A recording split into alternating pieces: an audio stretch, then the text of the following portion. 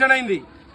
అది మన పేద విద్యార్థుల కోసము, ఒక పేద ప్రజల కోసము ప్రతి సంవత్సరము 1,50,000 నుంచి 2 లక్షల వరకు ఒక విద్యార్థికి లాభం చేకూరేటువంటి విద్యాలయం. అలాంటి స్కూల్ని కావాలనే చెప్పి స్థలం లేదనే సాకుతోని ఈరోజు ఊట్నూరు తరలించారు. మరి అక్కడ ఎక్కడ చూసినా కానీ నేను ప్రమాణం చేస్తా, నేను దేనికైనా సిద్ధమే, నేను తీసుకెళ్లలే అని చెప్తుర్రు. మరి స్థలం ఉన్నది ఇక్కడ వాళ్ళకి ఎవరికి తెలియదా? వాస్తవంగా మనకు అక్కడ 110 ఎకరాలు సేకరించిన విషయం అందరికి కూడా తెలిసే. మరి అందులో కొన్ని 76 ఎకరాలు ఉన్నదంటుర్రు. ఆ 76 ఎకరాలు కూడా దేనికి కూడా శాంక్షన్ కాలేదు ఇంతవరకు. ప్రొసీడింగ్లు దేనికి కూడా ఇష్యూ కాలేవు. అది వరకు తెలుసు. వారు తలుచుకుంటే ఆ ప్రొసీడింగ్ క్యాన్సిల్ చేసి మనకు స్కూల్ ఇవ్వగలుగుతుండే.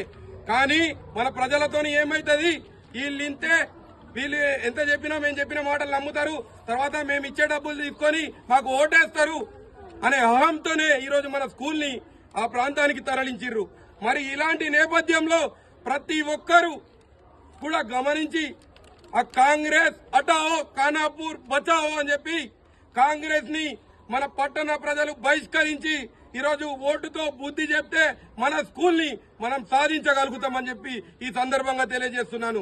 ప్రతి ఒక్కరూ విద్యార్థుల భవిష్యత్తు కోసం ఆలోచించి స్వార్థాలను వీడి ఈరోజు కాంగ్రెస్ హటావో ఖానాపూర్ బచావో అనే నినాదంతో ప్రతి ఒక్కరు ఓటేసి కాంగ్రెస్ ను ఖానాపూర్ పట్టణం నుంచి తరలించి మన విద్యాలయాన్ని, మన ఇంటిగ్రేటెడ్ స్కూల్ ని మన ఖానాపూర్ కు తీసుకొచ్చే ప్రయత్నంలో భాగంగా అందరూ ఓటు రూపంతో సహకరిస్తారని అందరినీ తెలియజేస్తున్నాము.